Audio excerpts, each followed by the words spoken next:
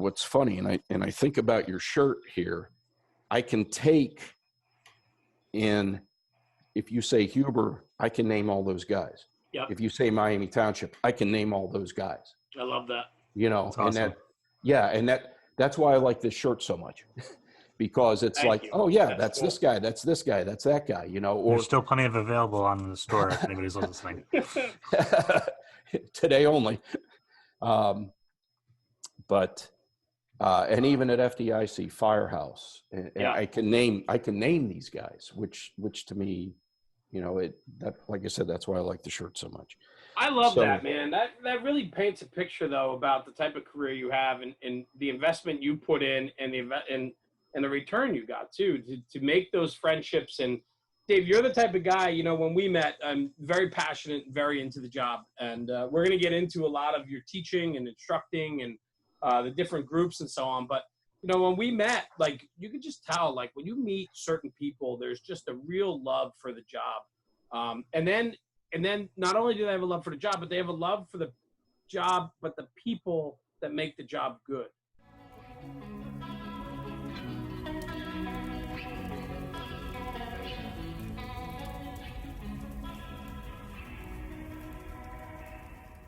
Hey everybody, it's Rob, National Fire Radio, with my friend Jeremy Donch. Hey guys. And we have with us a very special guest tonight, the OG himself, David Gallagher. All right, the man, the myth, the legend. We have referred to him in many of our podcasts, and I am very excited to have him here. I've met him through our contacts with On Scene Training and Justice Network. I actually got to see Dave teach down in Thibodaux, Louisiana, which was just very insightful for me. And it's tonight's going to bring a lot of good insight to who he is and who we've been referring to as the OG. So welcome.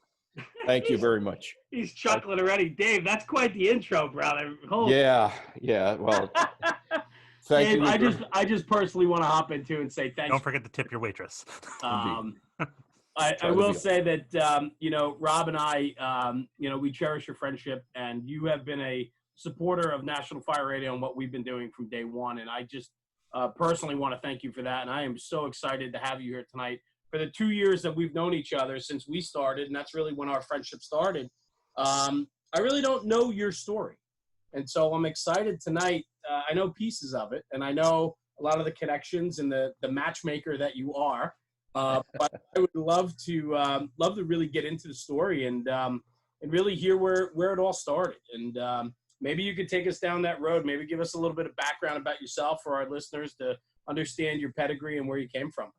Sure. Well, let me say, gentlemen, thank you so much. I'm glad you allayed my fears by telling me you weren't down at the bottom of the list and didn't have anybody else to contact. But no, they just weren't getting back to us, Dave. Okay, that's all. Okay, fair enough. No, thank you, gentlemen. I one of the things that I think is cool, I hear these young guys say, "Hey, you've ever heard of that National Fire Radio?" Why? Yes, I have. And they and a little shout out to a friend of mine from the National Fire Academy that I introduced to you when we had the thing in Massachusetts out there in Framingham.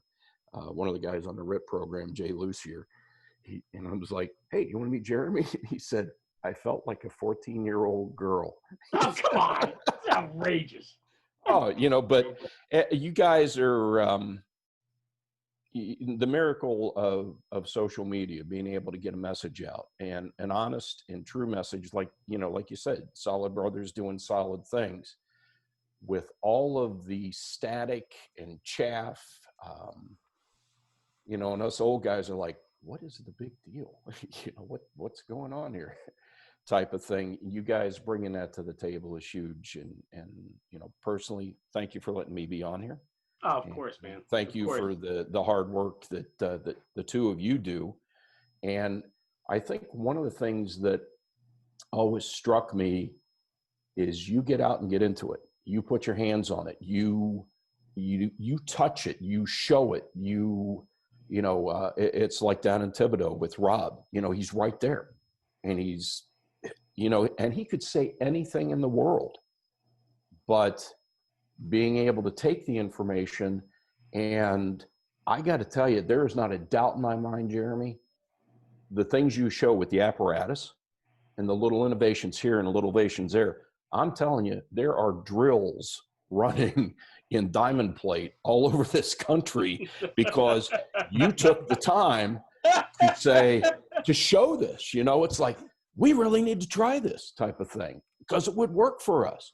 So I think you guys do an amazing job. I truly, truly do. And I am so flattered to be here. You're truly, great. I am. Listen, the kind words. I mean, we can stroke each other all night here, brother. But I'm telling you, I'm flattered and honored that you have such kind words for us. And I think, especially after you've been out drinking with us. I mean, I think No. I think one of the biggest things for me and Rob too, because we talk about, obviously we live with this, we do this every day. But you know, for guys like you who come from maybe the old school of thought before me, right? You're the generation prior to me and Rob and so on, is a lot of what we do today, you guys take for granted or took for granted back then because that was so commonplace. And I think today we're finding that, you know, I found this hole in my generation where we were starting to lose touch with the values of what we expected of each other in the fire service. And so to start this page was really to emulate your generation and the generation prior, and hopefully going forward we can still instill those values into the newer generation of what Dave, guys like you and Mike Dugan and so many good friends just take for granted every day. Well, and absolutely, couldn't have said it better myself. You guys are you're bringing the solid message. And I'm sure we'll get into this, but yeah. You know, I come from the generation of the fire's in that room. You advance a hose line, you get the doors open, you get the place opened up, you go and you put the fire out. That's it. Right. You know, the keep it simple, stupid type of thing. So, you know, which is getting lost. And we'll get into that. Yeah. We'll get into that. Absolutely. So let's start at the beginning, Dave. Like, I mean, where did you start your career at in the fire service? Where did you get that initial bug? I have to go back to probably when I was, I'm going to say 8, 9 years old. My grandfather, Charles Chick Gallagher, was a firefighter in the city of Dayton, Ohio, 1916 and 1946. Originally drove team for a steamer, which was really cool. And then when they went motorized, when you say drove team, that means horses. Yeah, Yep. horses. Yep. Gave them somebody to talk to. You know, they worked 6 days in a row. We're off one. They lived in their district, so they walked to work because nobody had cars. If they had to go somewhere else, they would hop on the trolley, you know, the streetcar, flash their badge, and go wherever they had to go. By all accounts, Chick was a pretty powerful Jake. You know, he was, as a human being, I've heard a lot of stories of what he was. Let's say he was a better fireman than he was a person. It's funny. One of my dearest and best friends was talking to a long retired Dayton fireman. And one of my best friends, John Perry, was saying, he says, yeah, you know, says a friend of mine says his grandfather was on the job, like back in the day, maybe, you know, right before you were probably getting on, right before he was getting off. And the guy said, oh yeah, who was that? And he said, oh, Chick Gallagher. He said the guy's eyes got real wide. He turned around and walked away. Wouldn't talk to him anymore. I'm like, that is a great story. Oh man. And then my dad was could have walked on the city of Dayton, easy enough, legacy. But back then, you know, post World War II, he didn't want the hours that they were still working. I think it was 5 and 2 or 5 and 3 back then. And he, you know, he took his GI Bill, did some other things, and went to work for Frigidaire. But he was, and I heard these stories, by all accounts, an amazing, you know, hardcore fireman. And I remember buffing jobs with him. We had this old green, what was it called? It was a radio. I mean, you had to tune it in. It wasn't a scanner or anything. You had to tune it in. And, you know, hot, humid nights, we could get Cincinnati, for crying out loud. I actually listened to the big fire down in Cincinnati, the supper club. Slips my mind right now, the history. Listen to that fire. You know, what are we talking, like 60s, 70s? 70s. 70s. Where all those people perished, yeah. John Davidson, I know, was a headliner there, but down in the Southgate, Beverly Hills Kentucky. Supper Club, right? Beverly Hills Supper Club, Southgate, Kentucky, right? Listen to that, believe it or not, that far away. But we would buff fires, and you ask where it started, and I can tell you, I can't give you the date, and I can't give you the street address, but it was a multi-alarm fire in the city of Dayton. My dad still knew a couple of guys, so we could get a little closer than most people, you know, him and his little kid, me. I was probably 8, 9, I don't remember, maybe even younger than that. But I would help roll hose and a lot of cotton jacketed 2.5 back in the day. But I remember watching this fire and these guys coming out, and they had just taken a trimming. You know, they were just covered from head to toe. And I was standing there watching, and this one guy, and I don't know whether he knew my dad or not, but he walks over, goes past, you know, the canteen truck, everything else, comes over to where I'm standing, takes this filthy glove, pats me on the shoulder, and says, "Hey, how you doing, kid?" That's what started my career as a firefighter. And I remember that like it was yesterday. That's awesome, because, you know, that's something that, like, gets lost today. And I always tell guys, you know, we're at Home Depot or we're out with the engine and there's a kid there walking by. You know, you ask that parent if they want to have, you know, if they want their kid to hop up in the fire engine or Absolutely. and get that picture, because you never know what spark you're gonna ignite there with somebody into this world. It could very much be the person who's going to replace us in 20 years. And Absolutely. It all starts with that, because this is the only industry, I think, where people have that kind of, or it's one of the few industries where there's that kind of connection of somebody being able to say, like, yeah, here you go. Oh, absolutely. And you're 100% kids hold on to that memory. So that's awesome. Yeah. I'll tell you, like, for me, I mean, it is like mid to late 80s, early 90s, New York City was my influence. And it was, you know, long coats, roll up boot, you know, hip boots, yeah, baby. cigarettes hanging out of their mouth. And when you talk about this guy coming out, right, Dave, the experience you had where he comes out and takes his dirty glove and just puts it on your shoulder. You know, I remember as a kid looking at, you know, buffing fires with my father and seeing videos or news. Like, usually it was the nightly news, right?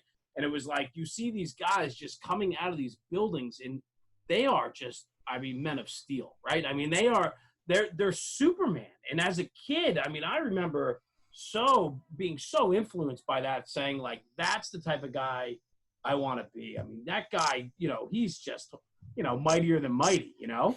And I think the imagery of that is so important to drive home how big this job is and what type of fireman or firefighter do you want to be. You know, when you have influences like that, like, I always think, like, am I letting my guys down? And sometimes I do. Sometimes I can't be that senior guy that I've always wanted to be because, you know, time restrictions, or I'm just not there enough now. And, you know, there's all those things. But on the other end, it's like, when I am there, am I putting in the time and resembling those guys that I looked up to? And I think that's so important to have that imagery as a focal point of how you want to be in your career. Well, a class that I put together here a while back kind of speaks to that. And back in the day, like when Report from Engine Company 82 came out by Dennis Sure. Smith, there was a photographer named Jill Friedman.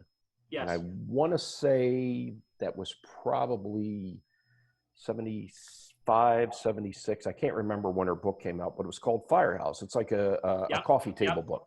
I know it. And to me, if anybody that wants to get into this job would just read the introduction. That's all. Just read the introduction that she puts in there.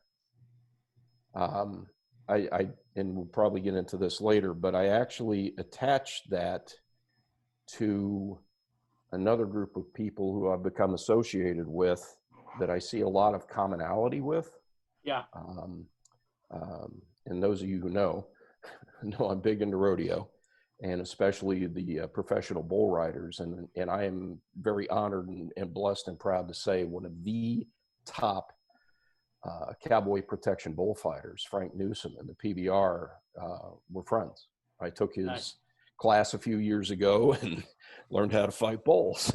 That's but cool. there's a lot of commonality between what they do and what we do. But anyway, going back, you know, after that moment, and like you said, the fire trucks, all this, that, and the other, I want to say my sophomore year, I'd been a Boy Scout a long time, in a scout troop, and then discovered Explorers. And when I discovered Explorers, I discovered that you can have an Explorer post for just about every vocation out there. It could be journalism. It could be, I don't know, auto mechanic. You could, as long as, you know, it was legitimized, past the litmus test of everything. And there were several fire and rescue Explorer posts. I said, we need to start one of these. So I got 5 of my friends. And so we met the quorum for the number for the post. And my mom and dad were the first advisors. We got a couple other advisors on board. At one time, I think we had 30 active members. We participated in tornadoes. We participated in multiple alarm fires. We made coffee. We rolled hose. We filled air bottles. This is what, 15, 16 years old? Yes. Yeah. We got our EMT actually at 16. And some of us got, back in the day in the state of Ohio, there was this 36-hour trade and industrial program, and kind of like 2 karate lessons, just enough to make you dangerous. Yeah, right. So you knew which end of the nozzle the water came out of, and which way to climb the ladder. So we start on Explorer posts, Miami Township Fire and Rescue Explorer Post 922. I remember that this day because that was their the number on their call sign when you used to have to do the I don't know, the FCC radio check or whatever. We had advisors and helpers from the ranks of the fire department. We actually ran on a non-emergency basis. They let us use this just old, gorgeous, low-top Cadillac ambulance. I mean, How cool. you know, back in the day. And one of the things we would do is we would do hospital transfers. You know, if somebody needed a ride home from the hospital, we had one of the adult firefighters. They had to be an EMT or paramedic. Well, EMT, I should say, at the time, and they had to drive, obviously, because they were licensed. And we would do that, and you know, we would set up whether it was a canteen type of thing or whatever, but we were always involved. They permitted us to come in on their trainings. Nice. And all Which that. I gotta think set the stage, right? Oh, it did. And you know, the best part about this is I'm going to go out on a limb here, and my numbers could be way off.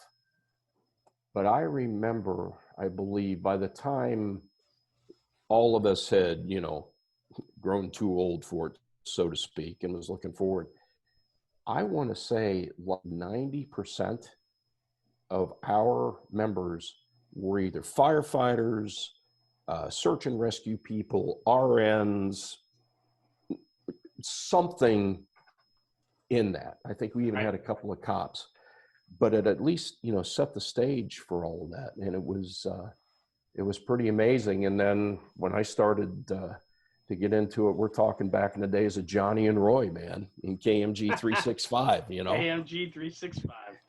And I remember, dude, I got my paramedic and we were doing intercardiac sticks. You want some fun? Pulp Fiction got nothing on us. So, When did you become a medic, Dave? I became a medic in 1977. Huh. All I know I found my old original paramedic card, and it was in the low 4 digits for the state of Ohio, which we got a lot of people. So, Yeah. but yeah, it was pretty cool. Wow. But that was back in the day. So where do we go from there? So Miami Township, right? That's where the Explorer post, and then I'm assuming you were starting to ride the back step there. Yeah.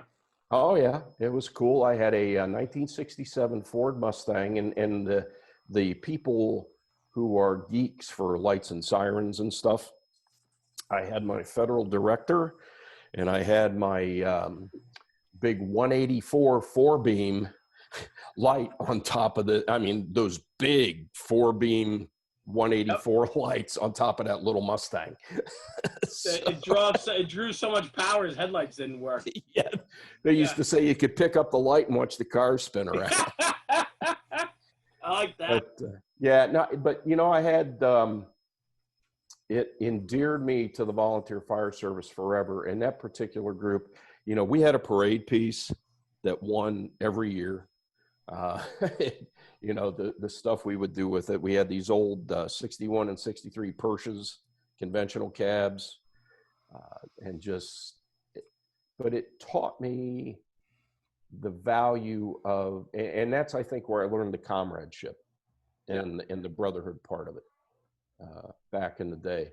Because there was certainly a older group and a younger group, and there was some bumping heads.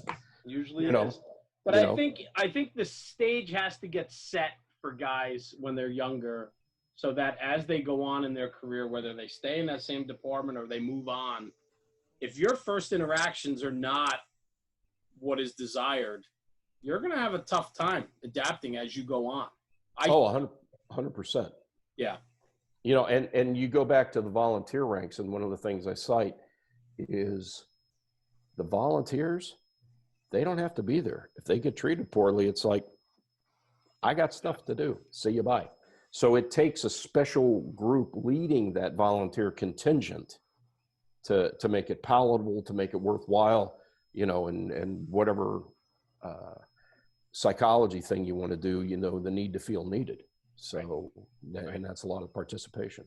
So then I'm assuming from there, your volunteer days, I'm assuming the bug was in you, because I know that you certainly became a career fireman, and your passion and made it a career, which, what was that, Wayne Township, which then became Huber Heights, correct? Correct.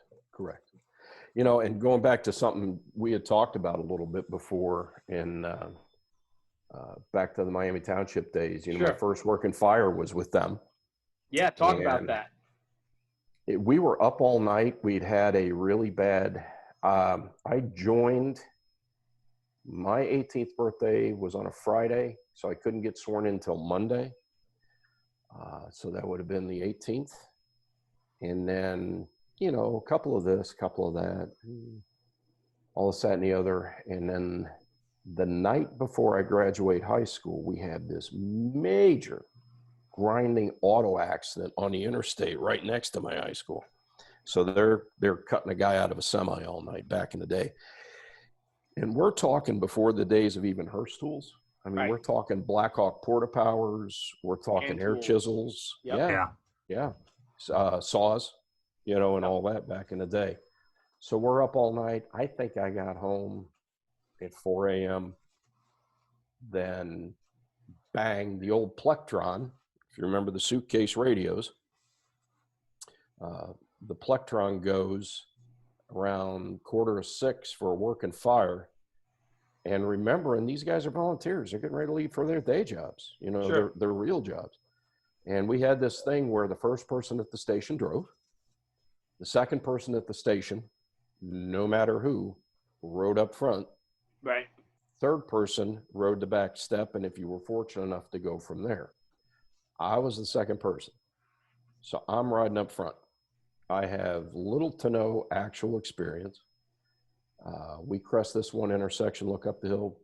Oh boy, we got a working fire. So yeah, go on the scene. The lieutenant was third, so he's riding the back step. I'm trying to babble on this radio, right? Right. I get off the rig going, I'm like wound up, like, woo! Sure. And he's stretching off. I throw my mask on, everything. I got no air. I'm sucking my mask to my face, I'm on my knees in the front yard, sucking my mask to the face. And I see him going by, and he turns around and looks, and I'm like, Yeah. What am I doing wrong here? He goes, turn your bottle on. There He you never go. heard my bell go off, so he knew he didn't. Yep. Hey, boom. And off we went in, and we made the hallway. This bedroom was ripping. It was meeting us down the hallway.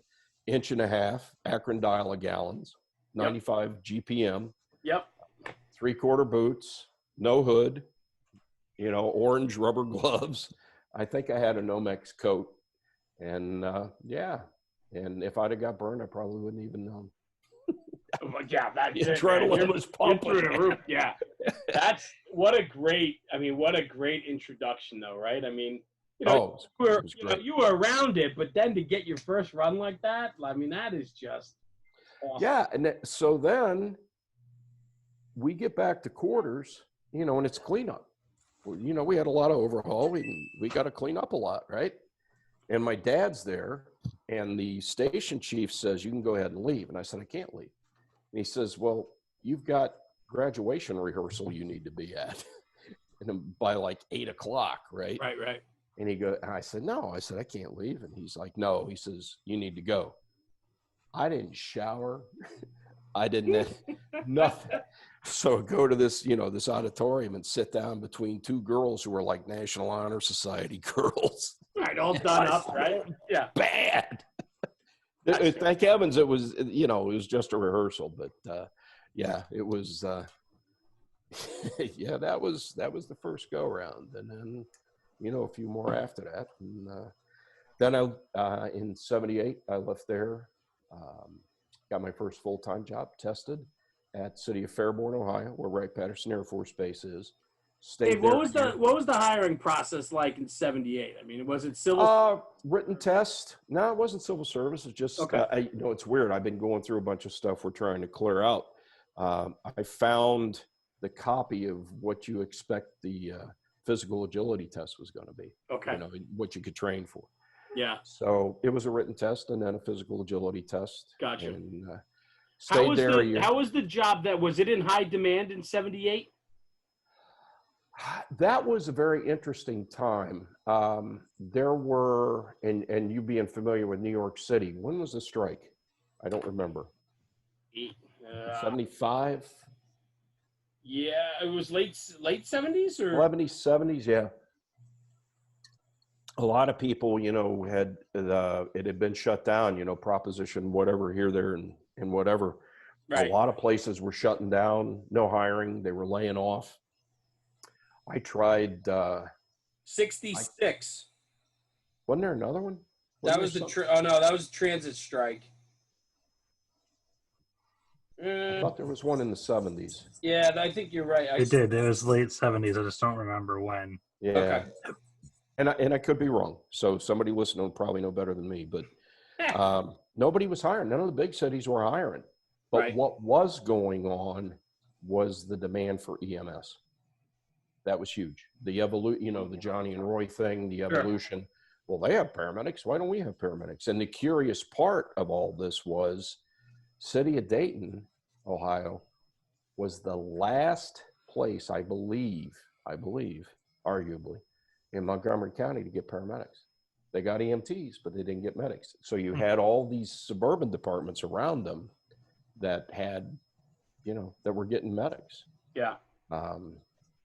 I think it was a 200-hour course we took back in the day. I remember going on a run, calling the hospital, having an acute MI patient, just begging for everything we could put into him. And the doc on the other end said, start a D5W IV and transport. I said, they're symptomatic, they're crashing, the massive chest pain, they're sweating like crazy, can I give them some nitro? Nope. So there was a lot of that. Yeah. And we argued a lot with a lot of ER nurses back in the day, but be that as it may, it certainly has evolved to something pretty amazing. And, I hear Rob, and I hear, a number of people that are doing EMS today. And it's like, this is some crazy stuff, but that was one of the things in the suburbs. There was a lot of suburbs hiring because they wanted to evolve from volunteer staffing to full-time. Right. And then they started doing that, and there was a lot of the, 9 to 6, 8 to 5, and then the volunteers would cover at night. And then they started bringing in part-time, and then some places started doing 24/48s. That's what Dayton did. So that's kind of what everybody followed. So, Nice. yeah, I got on at the Heights, Wayne Township in July of '79, and went through November of '04. So. What do you type remember? Go ahead, bro. Do you remember your first impression that day of walking into Firehouse, coming from the volunteer ranks? Now you're walking into the Heights. Was it?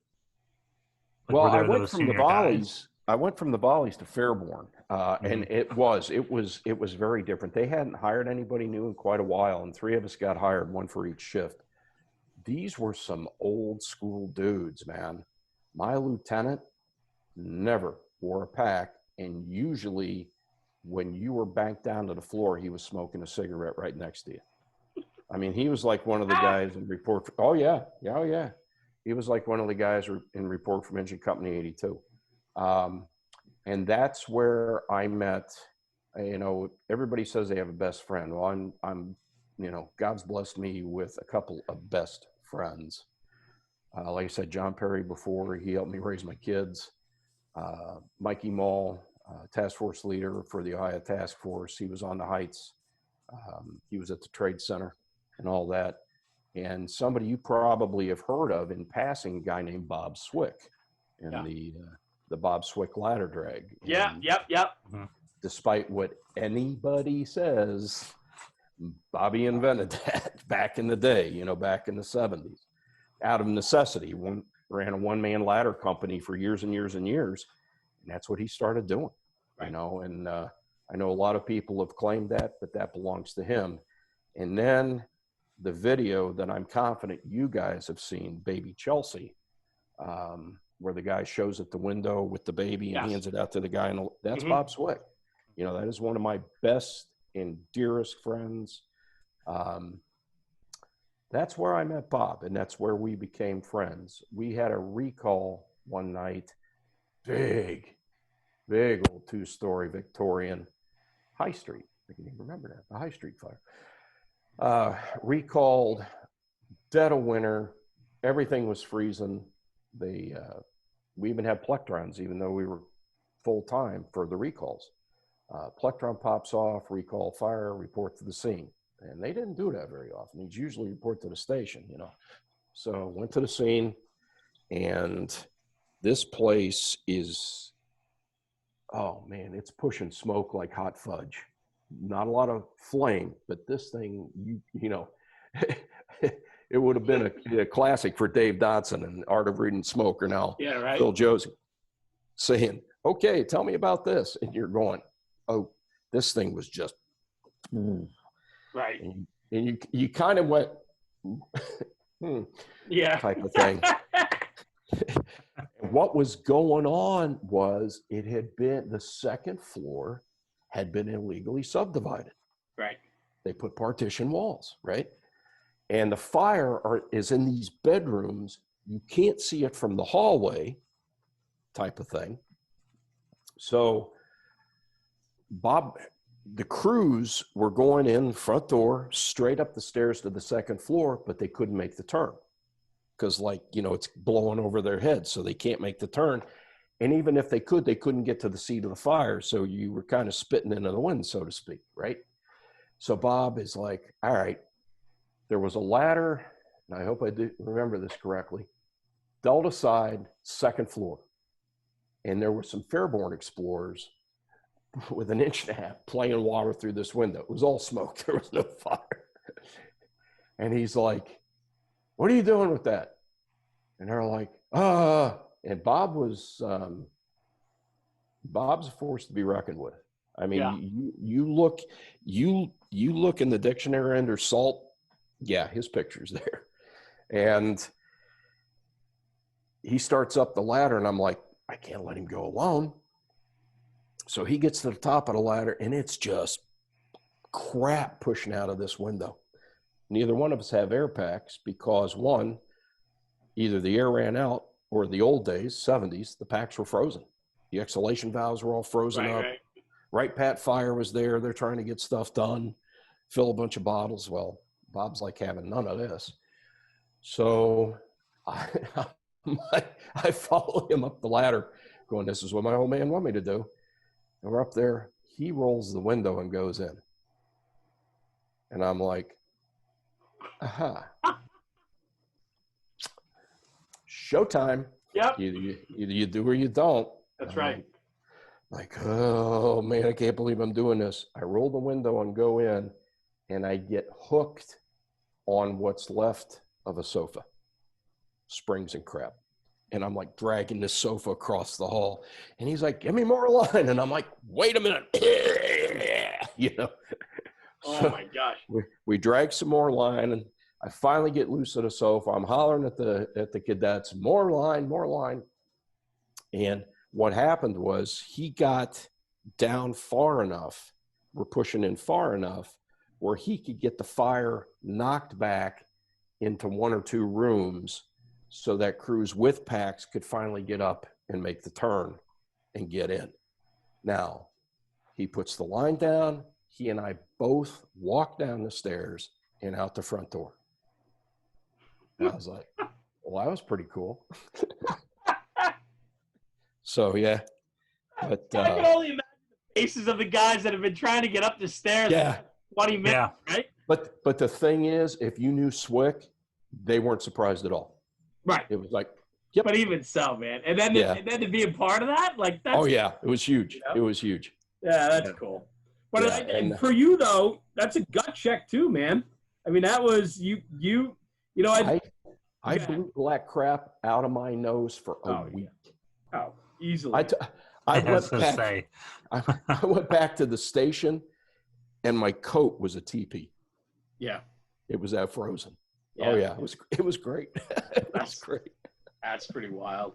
I have to think, though, over your 26 years in Huber Heights, I mean, I'm sure you've had not just the cast of characters to fight fires with, but you've had some crazy jobs you've been a part of, too, I'm sure. Yes. Yeah. Go ahead.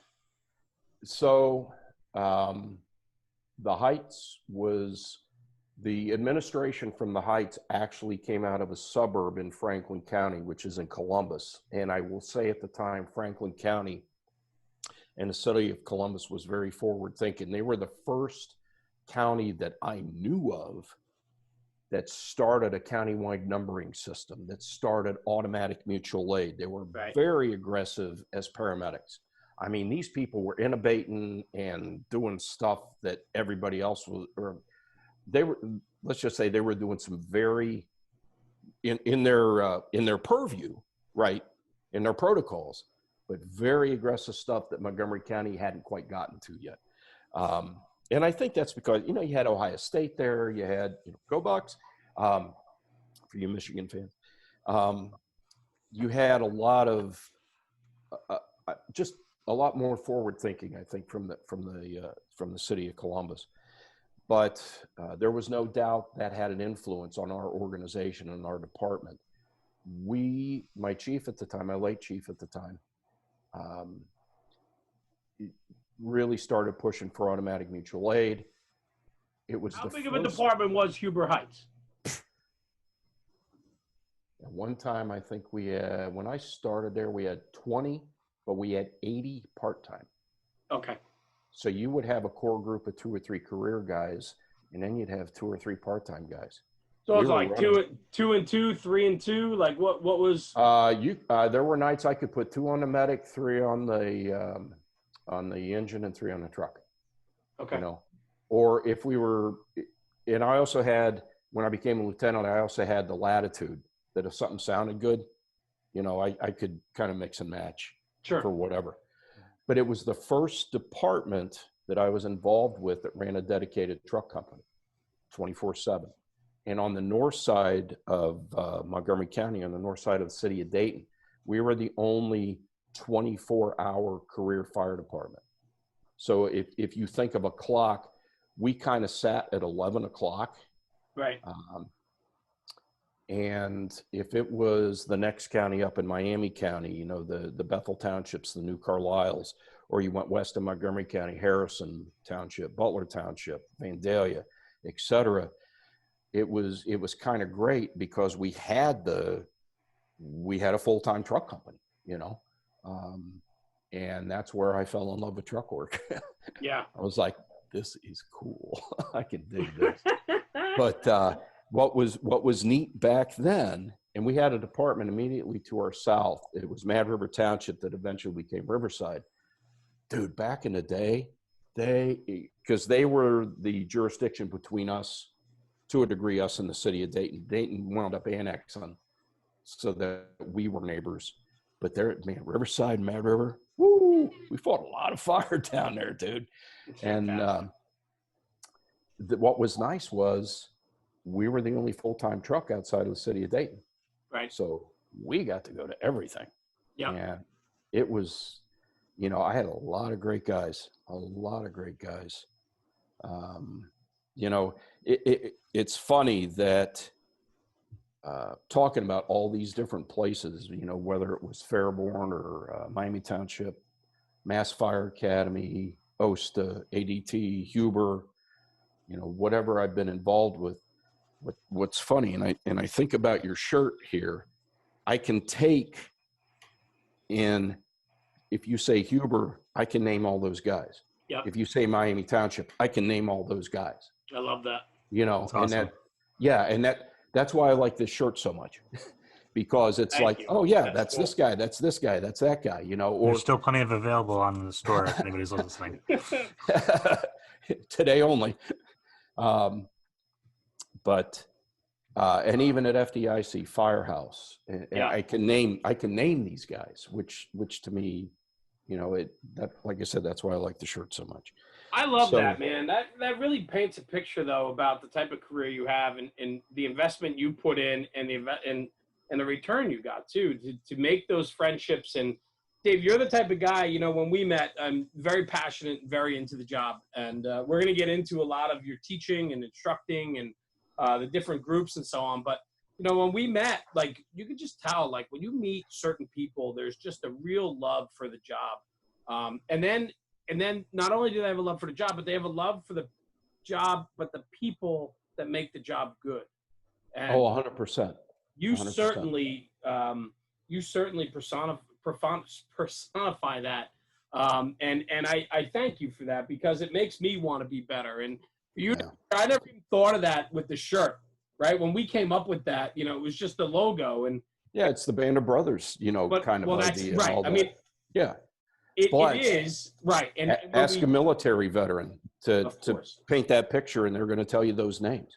And that's, yeah. But you know, I'm sitting here and I'm looking at you know, I got 2 sections of or 2 cabinets of challenge coins here, and I had to buy yours anyway. What do you mean you had to buy? I did. I sent away for it because I wanted to support you. But I look at these and I'm so proud that, with the exception of 1 or 2, and if I bought one, it was for a fundraiser, you know, type of thing, or something like that, or to help somebody out. But these have been given to me. You know, I've got my daughters up there, you know, retired Air Force Master Sergeant, from all of her stuff from my son, who's on my old job back home at Huber, you know, 4th generation, and and really got it going on, you know. And that's where the whole OG thing comes in. But, you know, going back to kind of what you were saying, and I really appreciate your kind words. But going back to Huber, that's where I learned that as good as you think you are, and as much as you've tried to do, you ain't all that. And to people out there, whether it's they're getting beat up by an administration that's, you know, playing politics, or, you know, they've gotten cut, or it's this, or it's that, or it's the other. Or in my case, when you learn you ain't all that is when you go to a fire and you almost buy it. That's where I got a tremendous education of how compressed and weird time can get, so to speak. I will say God and my dad got me through it, in that we went mutual aid to a department north of us. Fire had been burning for some time. We had already had an engine there. We came, I guess, you know, we would consider it like a second due truck, even though we were the first truck on the scene, but the number of apparatus that was already there. And it was a nice home. It was a big 1-story ranch, basement, etc. Fire had started in the basement. Wind-driven fire. I mean, it was so cold. February, etc. So part of I want to say we were on a tanker op. Don't quote me on that. Somebody may say, no, you weren't. Well, that's what I remember. But anyway, we went in through a side entrance to the basement, like a fieldstone door, not a Bilko, but into the basement. Mm-hmm. And there was already like 6-8 inches of water on the floor. So, and I would tell this to people coming up, you know, it's experience. What does that tell you? Right. They've flown a lot of water and never touched the fire. What does that mean? The fire's running. You know, it's running unchecked. Bad things are going to happen. I had a probie, and I said, you stay right here with me. So, and then I had my senior guy, great guy. We went into and I'm like, dude, there's a lot of water on this floor. You know, they're not touching it. But we went in and we'd hit the fire and it would come back. It would hit the fire, it'd come back. I'm like, yeah, this just ain't getting it. Later learned that the individual, the story I was given, the individual had built a basement and built an apartment in the basement and covered it. That's where they lived while they were building the rest of the house.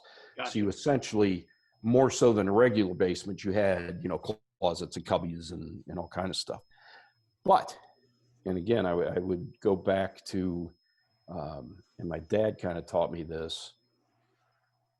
I don't know if a whole lot of people know what an Etch-a-Sketch is, but if you don't look it up, you start running this Etch-a-Sketch in your head. Where you been? Where you going? Did you turn back? Did you turn left? Did you turn right? Type of thing. So we get pulled out of the basement, and our chiefs, because he went up and I believe kind of took command of the fire, and said, all right, we're going to go through the front door. We're going to save this section over here.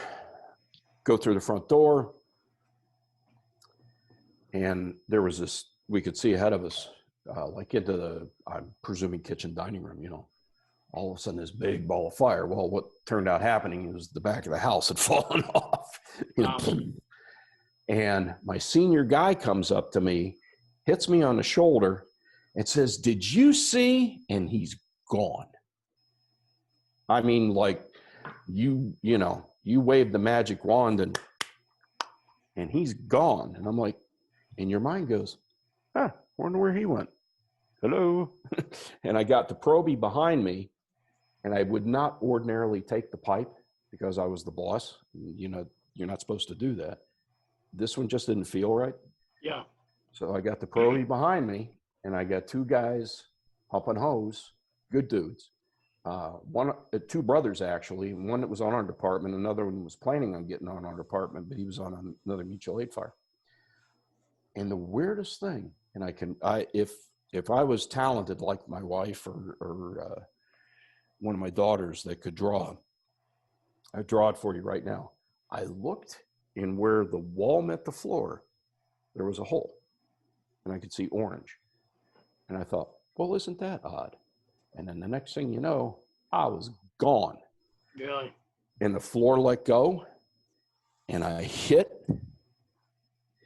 And I remember going, boy, it's awfully bright in here. I mean, like this. It's this bright in here. I'm like, isn't that curious? And then I'm like, oh, there's my senior guy. And he's like face down in a heap.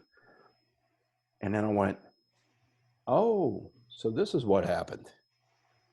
So I grab him, and I'll testify, I felt the hand on my back turn me to the left, and God saying, go this way. And I followed that wall down, hit the next wall, doing essentially a left-hand pattern, got back into a room, whole lot of water on the floor, and I saw the same grand piano that I had seen the first time that we went into the basement. So I'm like, oh, the exit must be over here, exit stage left. Now I'm carrying my senior guy at this time, right? Wow. And and I get to the door, and the smoke's banking. I'm like, the door's got to be here somewhere. It's got to be here somewhere, and the smoke's bouncing. And then I see the shaft of light, and it's like, oh, we're good. So I get to there. I start up I get to like the second stone step, and I look up, and I see two Huber guys who I didn't realize they had called more apparatus. Because back then, guys, there wasn't a Mayday. There was no Mayday policy. You didn't do that back. This was 1984. No, I'm sorry, 1988. But what was funny, as soon as I saw my two guys, Mark Howard and Steve Hupp, the adrenaline went, nope, done. I knew I was okay. So I dropped my senior guy on his face twice.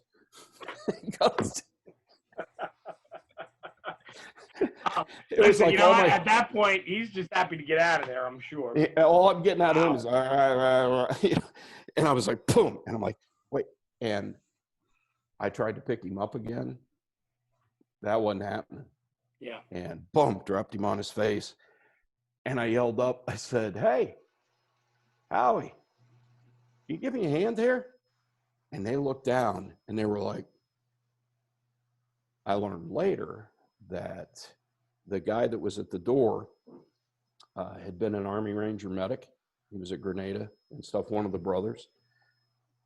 We went back in for the critique a couple of days later. And my senior guy and I, Dick and I, got transported. We got banged up, but we were okay. No big deal. Man,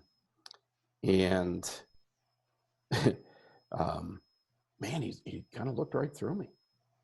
And he's like, you're dead. You're not here. And I'm like, whoa, stop. Whoa. Yeah. Wow. I said, no, we're good. We're good. And all that. It took a little bit. But yeah, so, going back to, in my time, I'll fight and fire as much as anybody.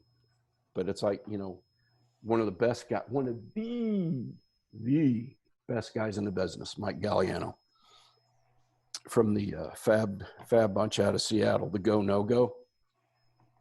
In retrospect, but 2020, that was a no-go. There was nobody in there. There was nothing left to save. But it was what it was back then. And so I was very judicious after that, and took a lot away from that incident about where, and the whole where you draw the line. Yeah. Like the one guy I was talking to last year, that only comes from experience, man. We try to put it in books. We try to put it in simulators. We try to put it in, we try to make it convenient. And we talked about this in Texas. We try to deal with it with data and technology, and that ain't where it happens. That ain't where it happens. I've talked to combat veterans, God bless them, that have done amazingly heroic acts. But they said, that first time you get shot at, That's like trying to tell somebody what steak tastes like. Just, I think wow, that, they're really trying to kill me. So, but, you know, Dave, I think it's a great point to bring up though, is that like, because when you're telling me about this fire, I'm thinking about fires that have happened just in New York State alone, and some of them have unfortunately ended up as line of duty deaths. And like for me as a lieutenant, when I'm responding mutual aid to other departments that are outside of Fairview's like purview, where it's going to take us a minute to get there, that's one of the things I start running into the checklist is like, what's the part timer on this? Like, how long has this building been burning? exactly. We went to a fire one day that like it took us 25 minutes to get there. And it was all the way up in the north end of the county, and the call came in at like 4 or 5 in the morning, and it was like 8 o'clock when we went as a second due fast team. And I'm like, what's, and it just, and I walked up, and it was like a very eerie thing because I was like, I'm thinking to myself, if this has been burning it since 4, why do you need us? Like, what are we here for? Like, not like in a pissy way, but like, who's operating still in the building? Exactly. And it's great to have a story like this because, like I'm listening to you tell this, the 8 inches of water in the basement, and like how long it had been burning, and like, and the fact that you get pulled out. Like, I always get leery when people say like, yeah, we're getting pulled out. Like, why are we getting pulled out? Like, Right. And then, oh, we're going to redirect, and it's just, there's so many good tidbits to get off this. Like, you can't describe what it's like when that bullet cracks past your head, and you can't describe to a vegan what, steak tastes like, and that sucks for them. But like, these are or the bacon. things, right?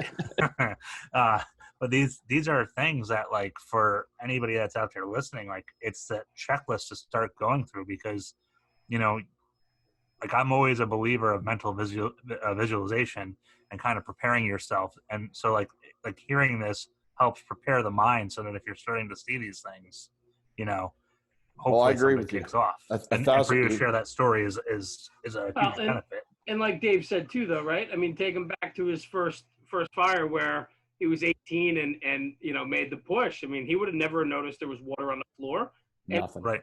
And in this situation too, Dave, thank God that your original push was through the basement stairs where you located the piano that gave you your way out. Because if you ended up going through that front door at the get-go, you wouldn't have found your way out that quick. No. Or even have the presence of mind. With experience comes, with time and experience comes a much wider view. And so, the water and the landmarking and the building construction and doesn't feel right, go with your gut. Like, that truly is only through experience. Well, and you just said something, Jeremy. You just said something. Go with the gut. If you've never had the experience, you've never had the qualifying benchmarks, the signs, the symptoms, your gut's not going to tell you nothing. Yeah, but you've got to have that. I agree, but I also think too, like, I've been in situations where I've had junior guys with me, and you can see they're not comfortable, and their gut's telling them like, "Ooh, I'm not comfortable here," right? And it takes the ability to tell them, "Listen, it's okay, follow me, let's do this. My gut's telling me we're good. My experience level is telling me we're good." Right. Yeah, I get it. Yeah, because if they've only been exposed, and unfortunately, I lived through that time where we were our own worst enemy. We were killing people right and left in training burns because, if 3 pallets are great, then 6 must be better. And, all the stupid stuff that went on that caused the standards to be written, that caused the limitation. And I would defer to Rob. I mean, firing sim ammunition versus firing ammunition is a whole different ballgame. Yeah. And you can do that all day, but until you get pushed with that,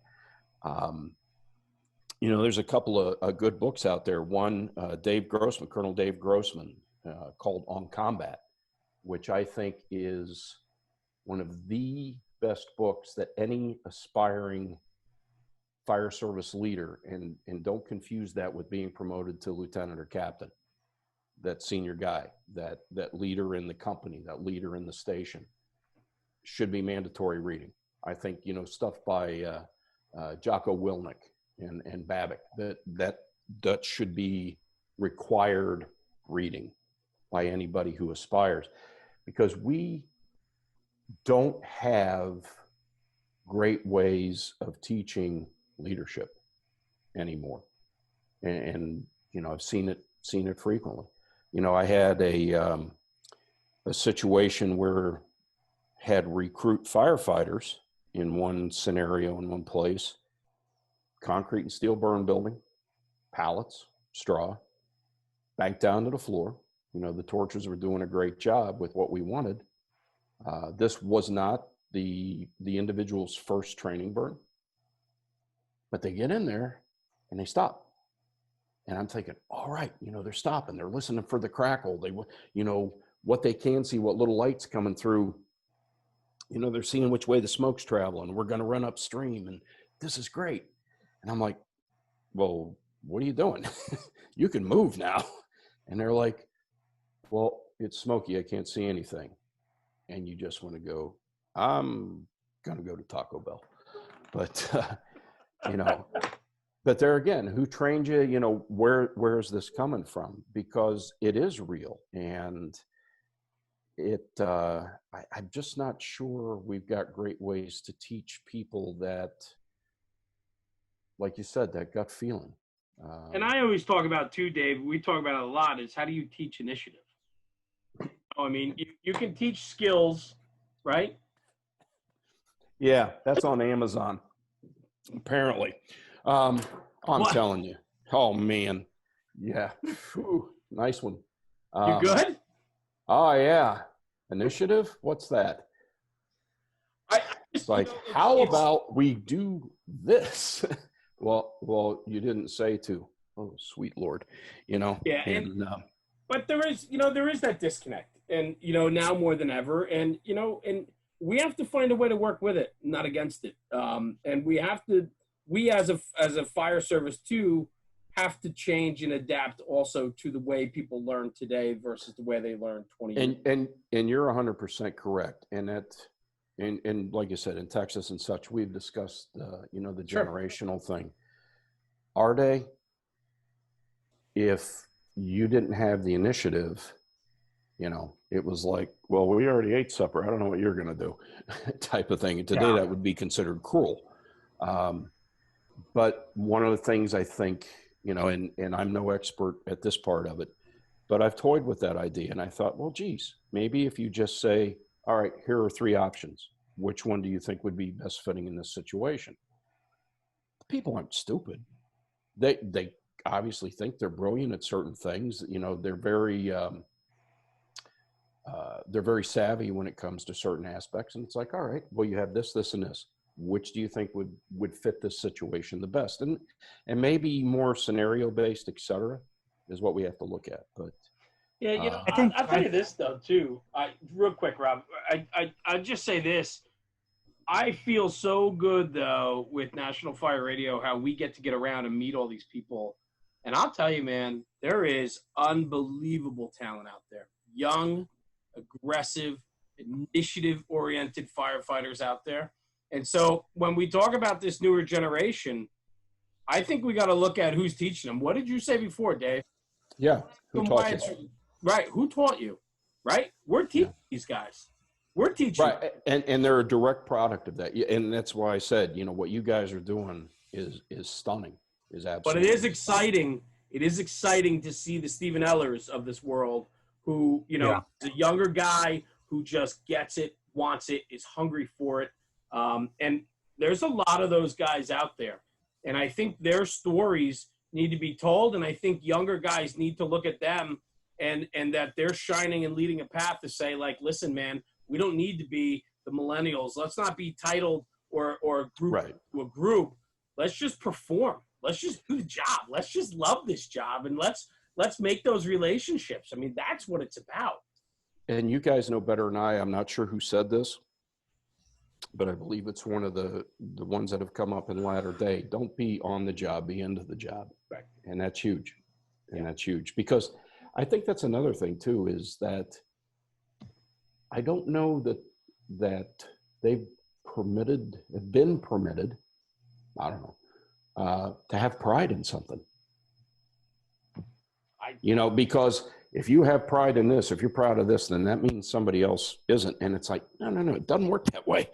But, maybe I've seen, and you guys probably have too, the one in rookie school or at the training that you're like, man, I know you've got the potential to do this. So you lean on them hard and you push them. You wouldn't push everybody, but you're pushing this one because this one's got that spark, that look. And then at the end of it, when they graduate or at the end of the session or whatever, like, wow, thanks. That was, if you hadn't leaned on me, I don't think this would have happened. Well, it happened because of you. We're just trying to provide, a path for you. Yeah. So. Yeah, we can. Go ahead, Rob. I was just going to say, with the initiative aspect of it, like, we don't teach initiative. And one of the reasons I think is that, like, we've kind of gotten, like, with a lack of experience and a lack of fires, people get very caught up in that book way of doing things, especially It's new their fallback. officers. Yeah, that's all they know. And they think they have to order people. And, like, that's one of the things that, like, I know a very dear friend of mine was in my wedding. His department that he works at now, the officers feel like they have to instruct and they have to tell the firemen everything they do.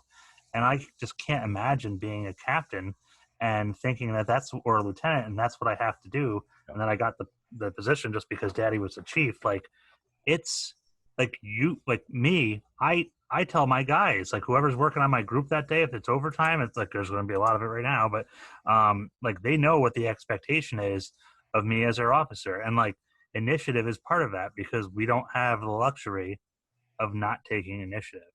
And I think it's a clear set of boundaries that you communicate with your people. And I often look back and it's like, it's almost like every NIOSH report has a couple of those key factors, and communication always seems to be one of them. Huge. And I think if we communicate and we talk to our people and we let them know what the expectations are, like, I don't know, like, it drives me nuts that, like, maybe that should be our next, like, on tap event is, like, initiative. Well, I tell you, I think, and him, Chris Losi does a great job, leading from the back seat. And I think you've got to have a role model to learn how to have initiative. Mm-hmm. And I think that's one of the things we lack. And you absolutely perfect, Rob. You can't teach it, but you have to demonstrate it. One of the discussions, and again, I go back to Texas, I think we had, was if you take the, forgive me, the senior person, the senior man, quote unquote, what is the experience level in this day and age for that individual? They've got 5,000 EMS runs and 5 fires. Yeah, they're alarm specialists. And when you get to that scene where you need that first sergeant, you need that person, they don't necessarily have that either. And I think there's a huge gap. Not their fault. It's just not there. So, what do they make up for it with? Do they go to trainings? Right. And again, I'm so blessed to be involved with OSTA and, the stuff we've done with ADT, where people are going, and I don't know if you heard people say this, but we hear it all the time, constantly, is, wow, that's really cool. How come they don't teach that in fire school? Mm-hmm. Well, there's not time. It's not this, it's not that. And what Jeremy, you said, it goes back to that boilerplate. This is what you have to get tested on. This is what you have to get checked off on, and then, hit the floor. But yeah, and I think too. I mean, this whole topic could just be a whole night in and of itself. Oh yeah. But I think part of it too is we have to allow people to take initiative. We have to allow people to make decisions for themselves, and then let them deal with the consequences, and we correct the decisions that were made. 100%. 100%. Right. And Absolutely. I think what's happening is, I can't fully fault these kids that are being spoon fed everything because we're spoon feeding them. Oh, exactly. We're Who's not teaching them? allowing, right. We're not. And how are they getting taught? That type of managing style where, I hear it all the time. It's like, well, what do we do here? And it's like, whatever my officer tells me to do. And I'm like, wow, time out, man. Like, take them out of the equation. You're there by yourself. What are you going to do? And you get like, deer in the headlights. And you're like, think about it. Like, you don't need to be told to tie your shoes in the morning when you put your sneakers on, right? You don't. But if they haven't been given those options, how do they know? Well, exactly. And if I was king of the forest, everybody coming into the American Fire Service would have to spend 6 months riding with Mo Davis in Houston. I want to ride with Mo Davis. Yes, are you kidding me? I want to go down and ride with him. I just offered to carry his luggage. I told Steve, I said, if you ever do anything else again and you need me just to carry luggage or like drive one of the vans so the guys aren't late, like I'll do it, man. That's my job, carrying luggage. I'm the Crash Davis of National Fire Instructing. So Dave, let's talk. We got off track a little bit, but I love the conversation. But I do want to talk about this. You you retired in 2004 off the job medically, right? Yes. You through some injuries on the job. On the job, yes. You retired off the job. Injuries, surgeries, yeah. Yeah, and not the one fire story you told is not the only near mishap. No. I mean, you've had many, and Couple here and there. And I just think like stories like that though, like the value you brought through your story before is huge because there were a lot of little cues in there that you might take for granted in telling that story, but for a listener to take it in, I think there was a lot of value brought, and I thank you for sharing that story because I'm sure that's not easy to talk about, and I'm sure. Well, I'm going to do a shameless plug right here, right now, and I will tell you this: that believe it or not, haunted me up until a few years ago. That one stayed with me for a long time. This lady that honors me by letting me be her husband helped me through. It peaked one night really badly. It truly did. And unfortunately, it was while listening to a double line of duty death not too far from here that it struck me that I was kind of in the same boat as one of the guys who unfortunately passed. I said, I knew exactly what he was thinking. Been there, done that. I did, surrounded by fire. It's like, kid, this is not good. Where are we going? And she buoyed me. I mean, she truly, Susie, truly and abundantly, I mean, you've met her, truly and abundantly rescued me. And let me, it was pretty crazy. It let me get this thing out that I didn't even realize. Sure. That had been festering that bad for, how many years? 20 years, more than that. And one of the things, again, and I'll say this till you're sick of hearing it, I've been blessed and fortunate. I look at the guys like Rick George and the stuff he's doing with resiliency and pragmatic, not just, like you said, the book learning. I mean, this guy figuratively, takes people by the throat and it's almost the stories I've heard from some people who are very close to me going to SEER school in the military. You find out exactly who you are. And you're going to find out the easy way or the hard way. If you can get, if you go to SEER school, if you go to Rick George's school, if you do things like that, to me, people are going, that's not easy. Well, it's easier than having to face it at a split second when you certainly weren't expecting it and don't know what the heck to do next, in which step to take. And the next step you take could be your last. Yeah. So, people like him out there having that and the during one particular time, you know, and I'll share this with people. There was I forget the climbing magazine or something. My one daughter was getting it.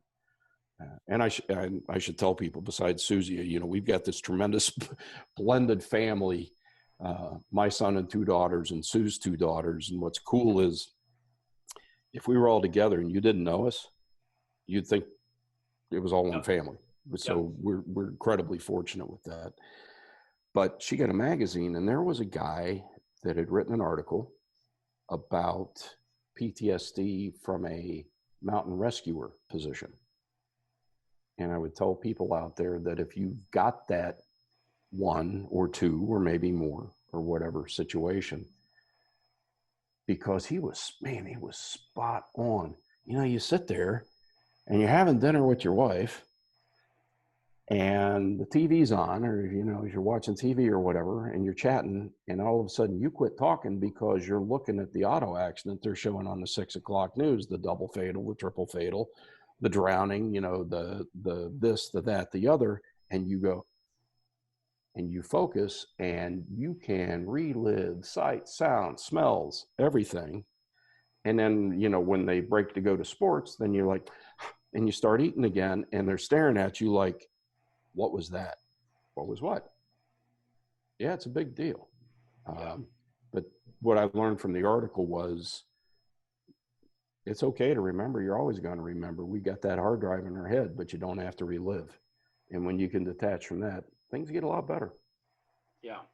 So I thank you for sharing that. I think mental health is much more versed on it than I am. But I know that it is really and truly at the forefront of this industry right now. And, you know, the fact that, you know, years ago, you never talked about it. And now it's the importance of talking about it, and so on. And I found myself, Rob and I had a really interesting, just on a little sidebar, you know, Rob's done a lot with mental health with different groups and so on, even way before National Fire Radio and all that. Yeah. I didn't really understand a lot of it. You know, I'm not an emotional guy. I'm sure at some point something's going to come out of me somewhere, and it's okay. But Rob and I had a real good conversation in the car one night. We were going somewhere, and Rob really enlightened me on a lot of it, and the myths and the casual thinking of what it's about, and all of that. And I really took tremendous value out of that. And I can't say this enough that, and I need to become more versed on it too. But I think it's important that everybody at least understands that there's help available, and that it's not you. It could be anybody, and anybody you need that help, it's available to you.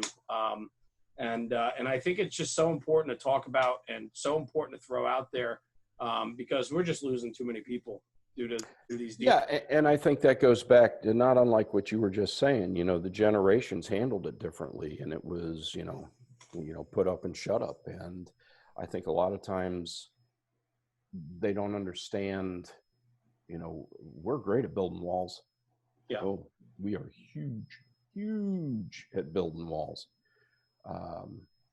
What I found interesting though was probably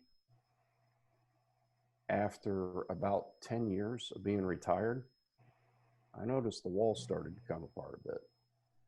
And it was like, I've never had dreams about fire or EMS or anything before. And then all of a sudden, you know, I'd wake up in the morning and she'd be looking at me going, "You all right?" And I'm like, "Yeah, why?" She goes, "It was like the WWF in here last night." You know, she said, "You were thrashing and hollering." And I'm like, "I don't do that." And she's like, But yeah, so, you know, one way or the other, and like, you know, Rob obviously knows it stays.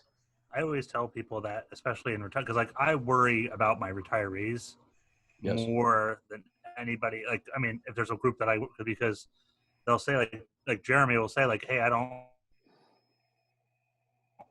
not an emotional guy," and he's actually a highly emotional guy. Like he is like, you know, his emotions are having a good time, and he's always that fun personality. But when he steps away and that day finally happens, like I always tell guys, the best analogy I can give you is that it's the last day at the office, and eventually in that time set from when you hang that helmet up on the rack the last time to whenever it happens, you're going to start clearing out those drawers. and you're going to take that desk drawer and open it up, and you're going to take, and you're just going to be like, what do we got here? Oh, 100%. Oh man, this is some bad memories, and you won't be able to help. You can't close that drawer. You can't, and it's just going to come out. And you are just keeping it cognizant. Rob, brother, you are so correct in that, and I realize, because when you leave the firehouse, there's still guys there, but you can't go back. They changed the lock combination on the door. It's not yours anymore.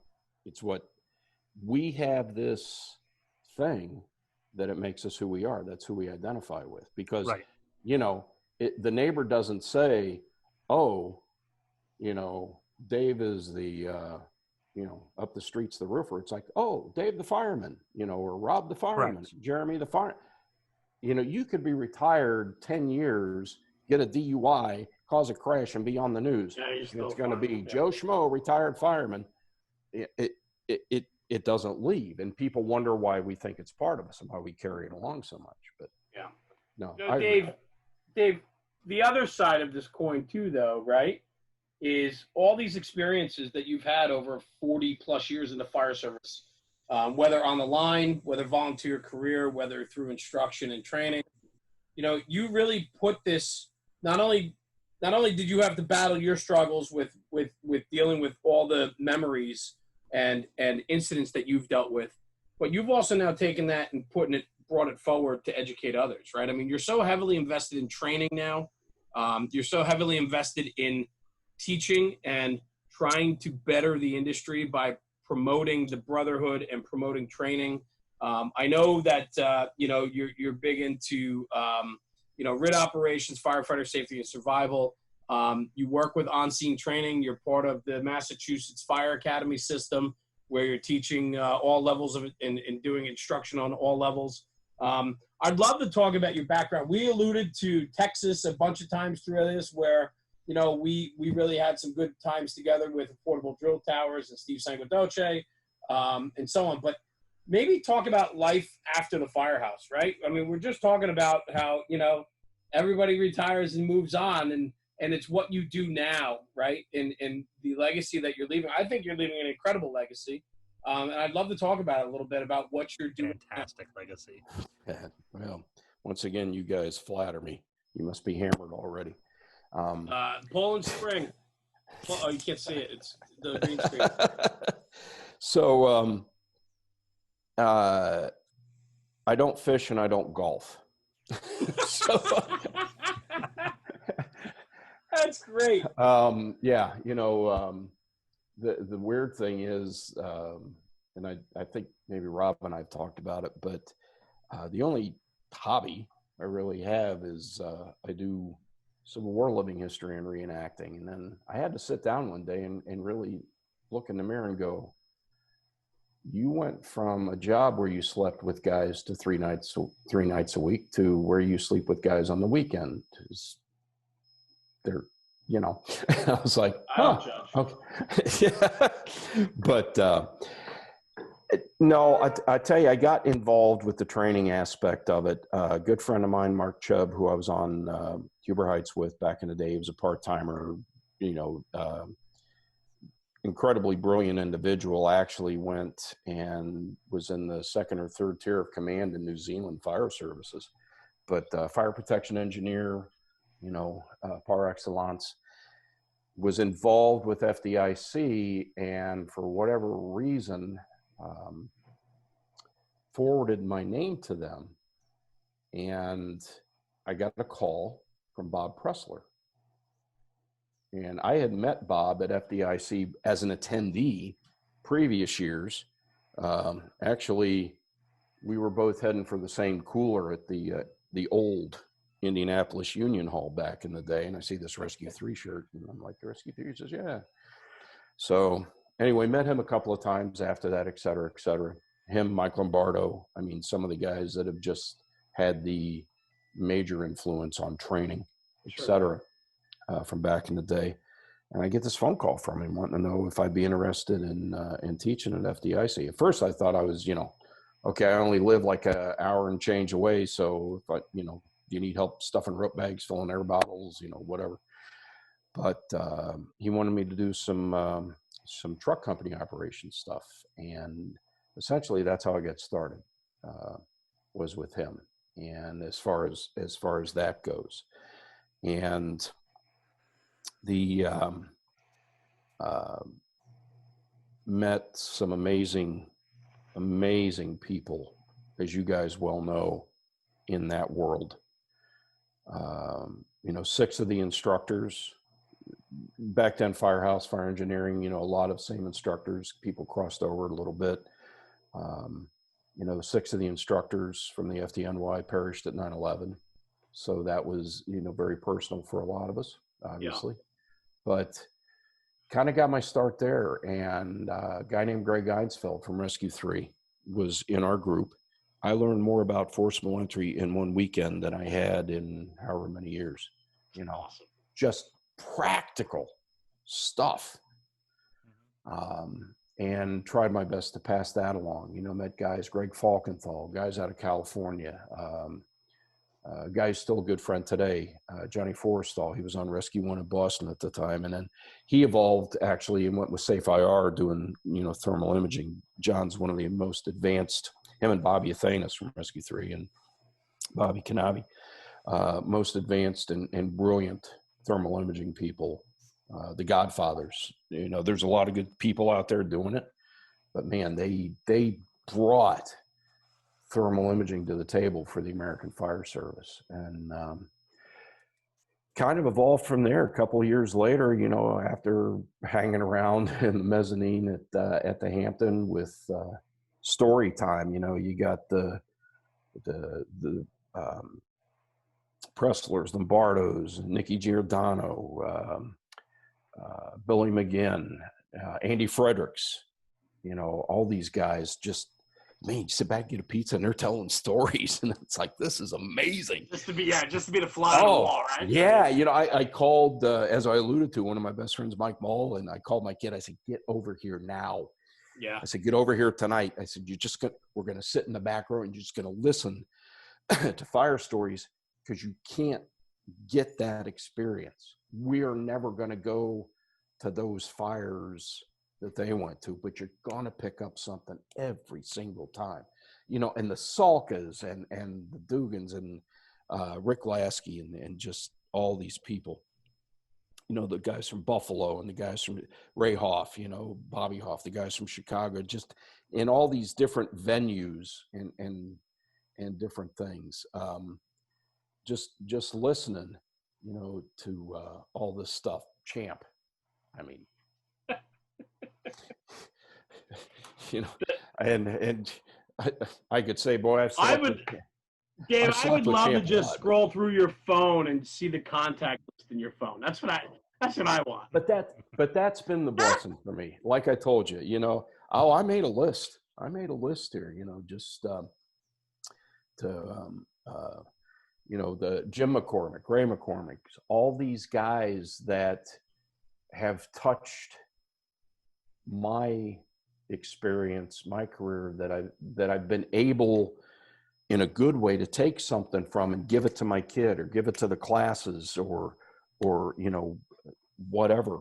Like I said, I'm the Crash Davis of I've been to the show a couple of times, but being able to to pass that along and then continuing to meet people, like Jim Crawford, Chris Gay, the Worcester Gang, sure.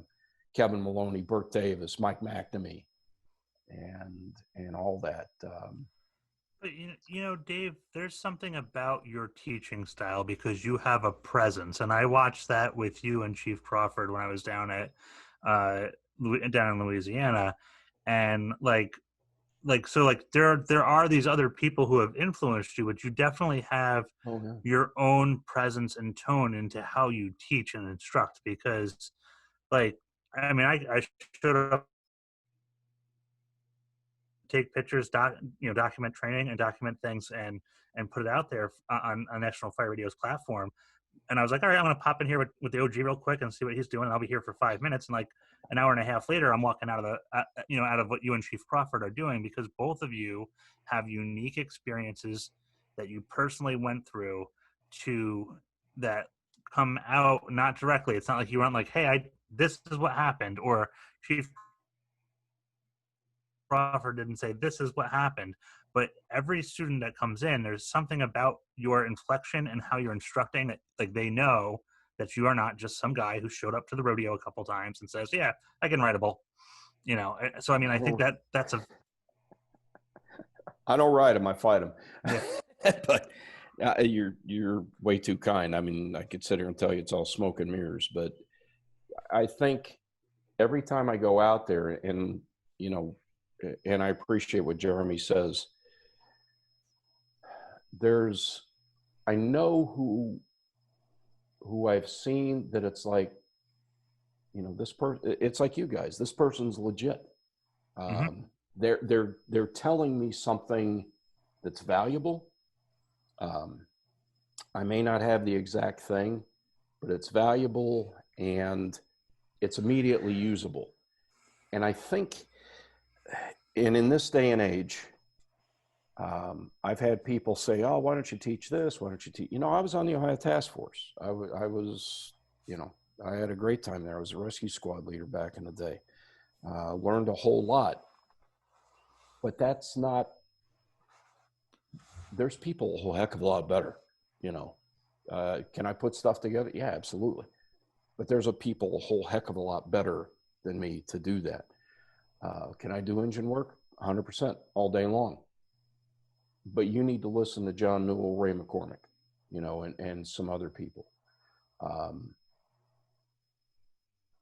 I try to bring, one of the things I learned when I was on the FDIC advisory board years ago was the demographic of who attends FDIC.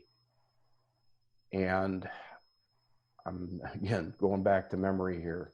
I may have to get the stone tablets out from the Smithsonian, but like 80%, almost 90% of the attendees at FDIC are from departments serving populations back then, could be different now, less than 30,000 people, 50,000 people. That's the American Fire Service. It's not Chicago. It's not the FDNY. It's not Houston. 100% correct. But these guys have the information and the experience, because there's a real good chance they went to that strip mall or something where they had that, outward opening door with the panic bar, metal door, metal frame, set and block. We tried this, it didn't work. They said, oh yeah, we used to do that, but we do this now. And I talked to Roger Kendrick or Joe Minahan from Boston, and it's like, hey, what do you guys do with this? And that's where, we get the information. But, Rob, I really appreciate you saying that, because my intent and my purpose, and I hope it has been, is if I don't have the answer, I'm going to try to steer you to somebody who does. But good God, man, look it up. Go out and go in the drill yard and do something. You're not going to learn it from a video. You're not going to learn it from a book. If Champ says, hey, try this, take out that, we've been talking a lot about rapid intervention and all that. Well, obviously I've had a couple Mayday scenarios, another one I wasn't directly involved with. Thank God I wasn't a part of it this time, but we had an individual go down. This was before we knew anything about harness conversions or anything else. And it was an abject disaster. The guy lived, but it was terrible. I swore it would never happen again. I would never do this again. So I attended, Ray Hoff's class, the Get Out of Lives, the Salka classes, the Saving Our Own and all that, because we were never going to let that happen again. I work at the Mass Fire Academy with Joe Minahan. His father, Steve, passed in line of duty death fire. Anniversary was last week in a non-alarm fire in Boston Harbor. You talk about somebody that's passionate. This guy grew up without his dad, And if somebody dogs it, he is right there in their face because he's lived it. He has absolutely lived it.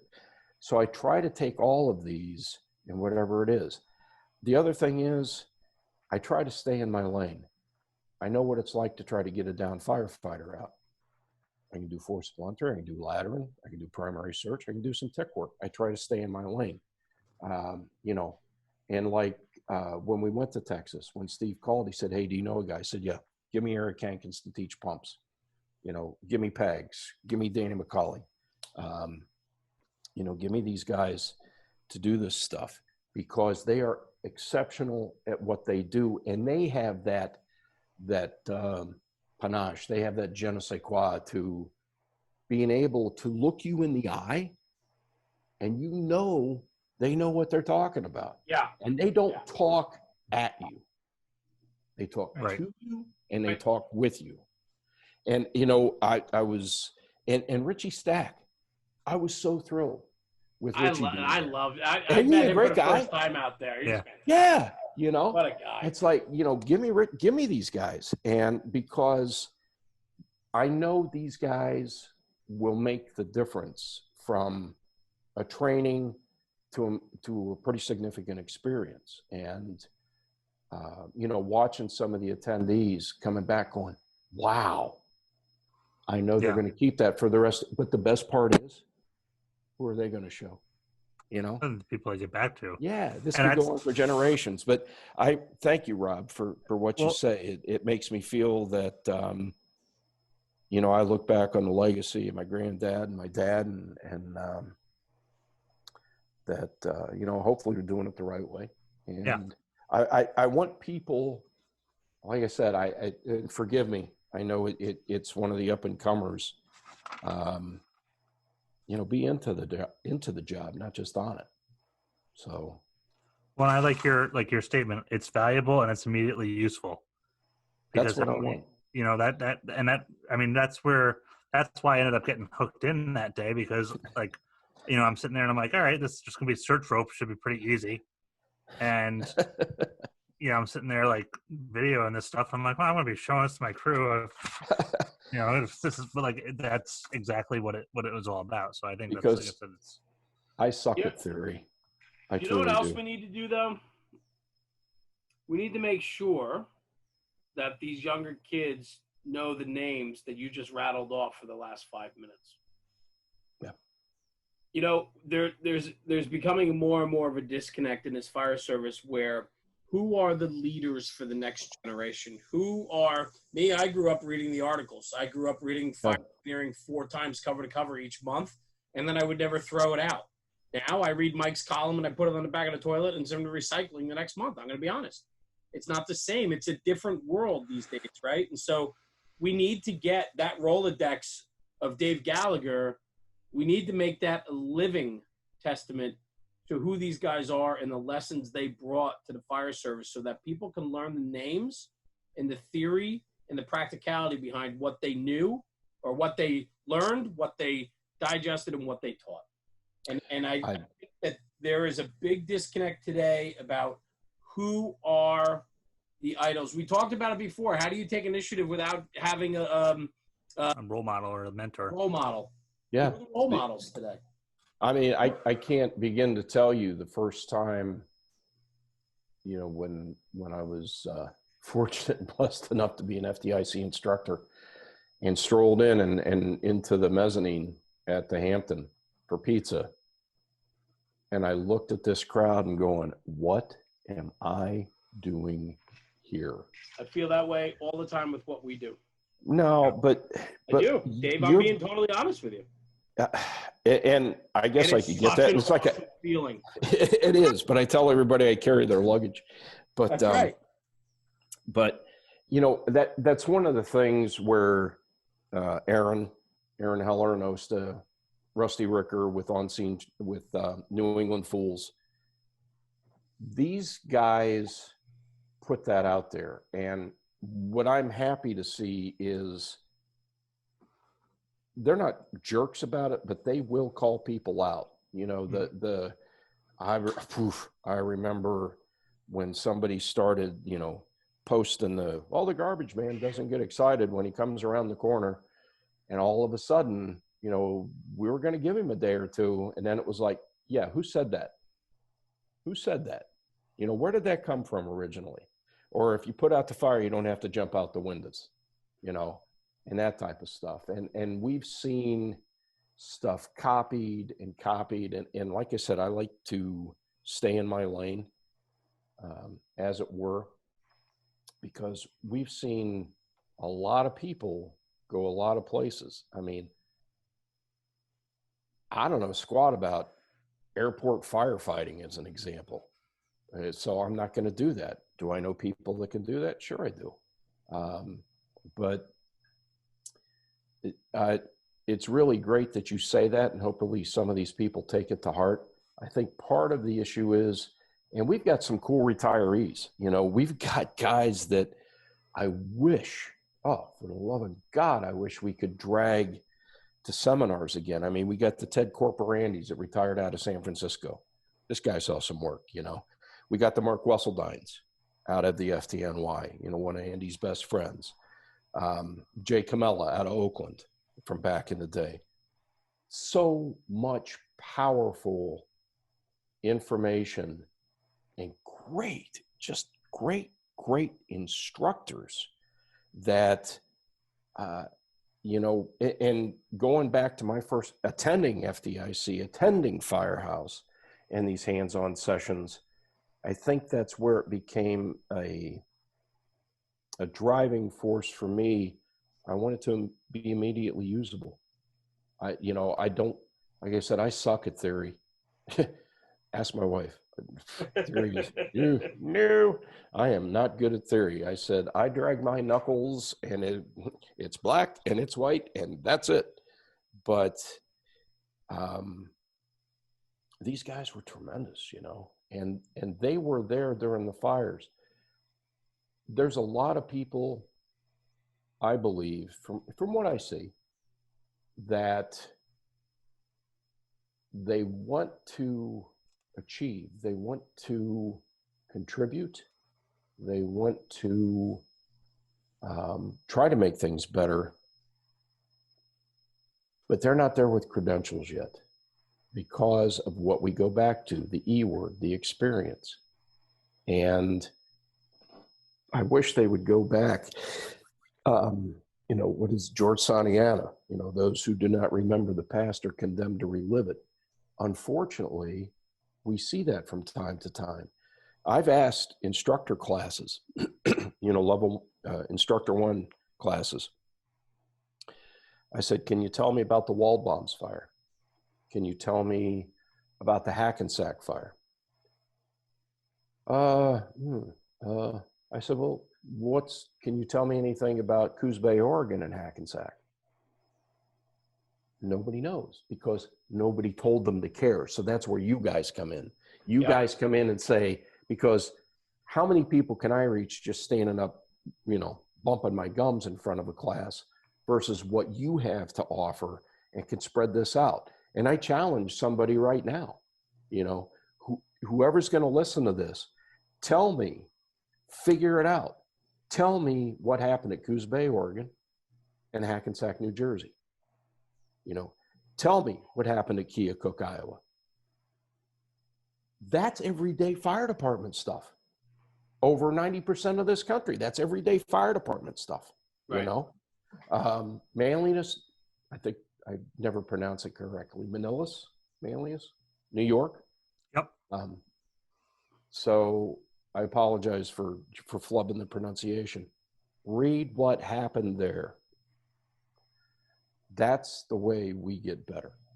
That's the way we get better. But Rob, thank you for what you said. It was an honor to be on this job, you know, and I'm gonna lie, I miss it every day. I know I can't do it anymore, but I miss it every single day. I miss, you know, it was funny when my eldest daughter was talking about retiring from the Air Force because of what she did and her incredible talents. I said, what 3-letter agency are you going to go to work for? And she goes, I'm not. I'm like, man, you're going to make serious money for what you do and all that. She goes, because I'm not going to be able to do what I did in the Air Force. And I said, I don't get it. She goes, well, let me ask you something. She said, what did you like about going to fires? I said, well, one, I liked being the intervention. I liked being the, I don't know, what would you call it? I liked the attack. I liked that. And I liked at the end being able to see what I did, how I did it, whether I did it right, whether I did it wrong. We get in this job immediate feedback, because we know if that line ain't getting it, it's immediate feedback. That's right. Bigger line or make a bigger hole. And she goes, that's why I can't go to work for these agencies. She goes, what I do, I see the immediate effect right now. She goes, I go to work for one of these agencies. I may never see the effect, or I might find out 20 years down the line. Yeah. Wow. That's pretty cool. I never thought of it that way. But we are one of the few, and Rob alluded to this earlier. We are one of the few entities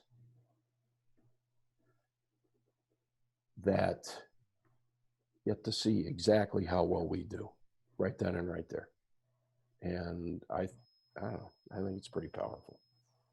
I think so too, and I think you hit it on the head. And you know, I know we could just go on and on. We've been going, Dave. We've been going for an hour and a half already. Believe it or not. Sorry.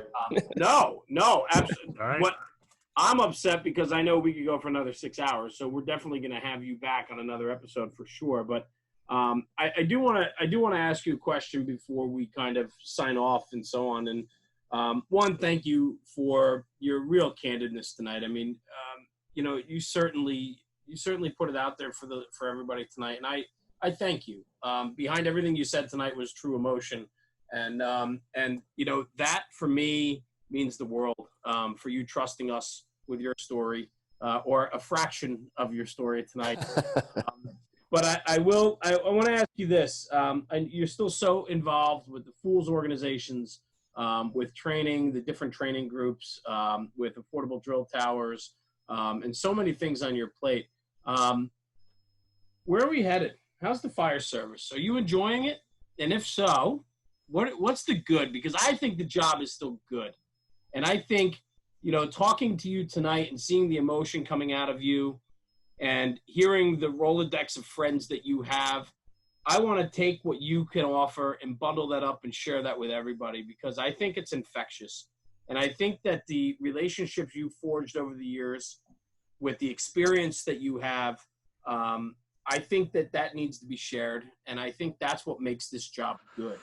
And I'm just curious your take, you know, and everybody is naysaying everything these days in the world that we live in today, with so much change and the need for instant gratification, the need for instant change. There's no discussion anymore.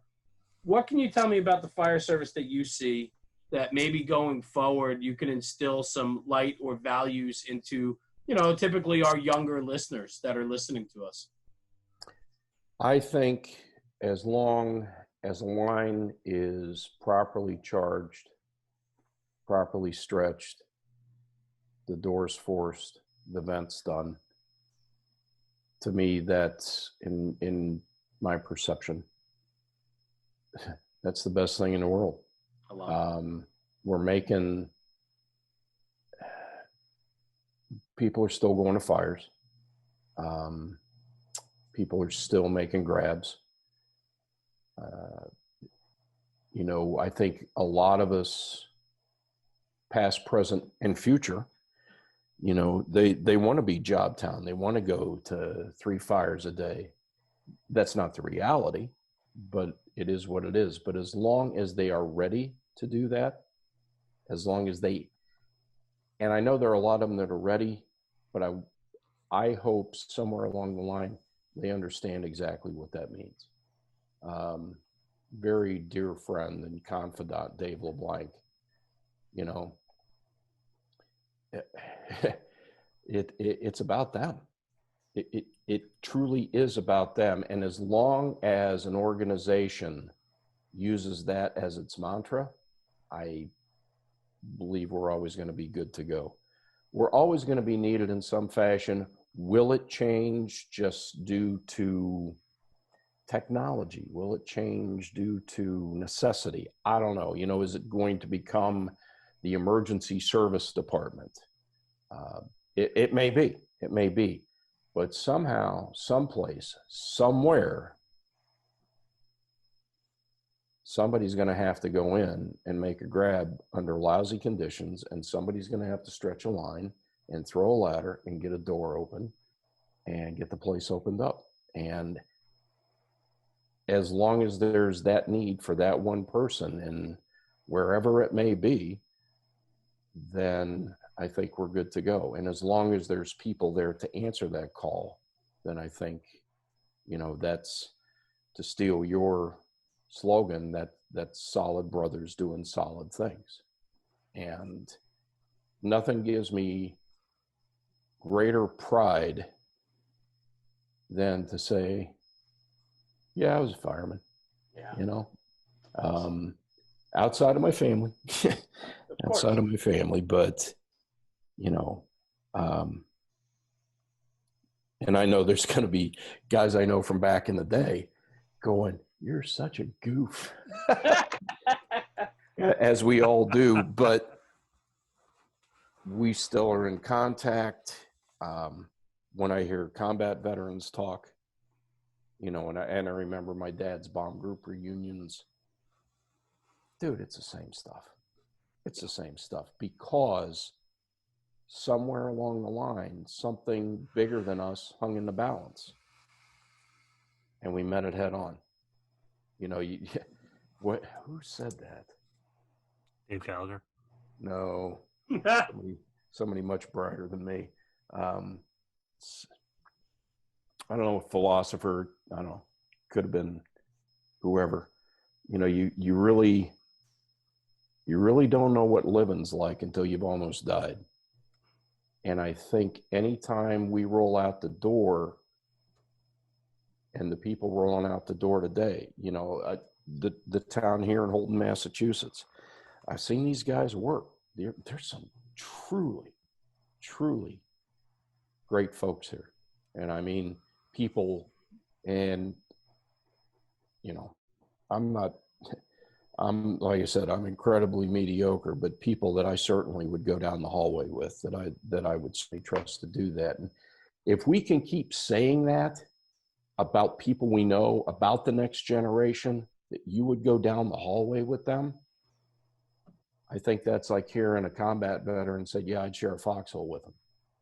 I don't know that there's a greater accolade for those of us that know what that's about. And, I haven't seen some of these guys in how long? But I know if it was, in the next 5 minutes, we'd be there for each other. Yep. And I don't know that it gets better than that. But as long as somebody is willing to make that stretch and willing to make that hallway, then yeah, we're good. I love it. And I think that sums it up. Yeah, we're good. I love it, brother. Dave, thank you, man. I thank you for being on tonight. This time flies by, and we could go for so much longer, and we will. Well, maybe you can use it for filler. You're ridiculous. But I cherish our friendship, and as do I. Having you I tonight, and just getting some of your background and some of your story.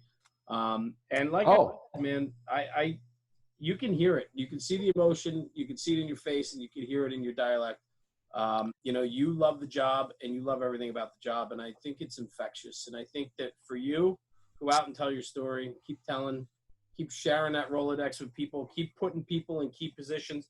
As you said, I might not be the guy, but I can get you to the guy. I'll get you to the guy. Absolutely. You're my guy, and I appreciate everything that you do for us. But you didn't ask me the question you said you were going to ask me. Uh-oh. Where'd the OG come from? I thought, Rob, where were you on that? I was listening to the OG. All right, listen. So Let's go. Let's have it. All right. So the OG came from, there had to be a separation because when my son got on the job and worked his first tour, there was young Gallagher and old Gallagher. So there's OG and YG. There it is. That's how he became the OG. And not original gangster. It is in my book. Yeah. My book. Well, Dave, thank you. My gentlemen, I can't thank you enough. I'm flattered beyond words, and I hope it contributes. So. What an awesome night. And I'm excited to get this up and to share this with everybody. And just thanks for taking time out of your day to hang out with some friends and tell some stories. It means the world. So. Absolutely, brother. Well, God bless you guys. Be safe. Keep doing what you're doing, man. Keep doing Thanks, what you're Dave. doing. Thanks, Appreciate Dave. it so much. Have a Rob, good night, take us fellas. out of this thing, will you? All right, man. Well, hey, everybody, this is Rob, Jeremy from National Fire Radio with the old Gallagher, actually the original gangster, David Gallagher. Thank you once again for being on the show with us tonight. It's this was fantastic. So Thanks for having me, guys. we'll see you Take guys care. out there, and don't forget to hit up the online store for merchandise and Plug it. this Plug awesome away, Rob. brotherhood shirt. So we will see you guys later. Night. Thanks, guys. Have a Take good care. night.